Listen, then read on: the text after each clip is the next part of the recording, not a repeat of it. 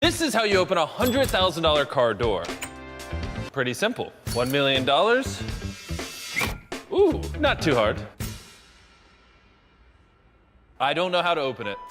I don't think it's down here.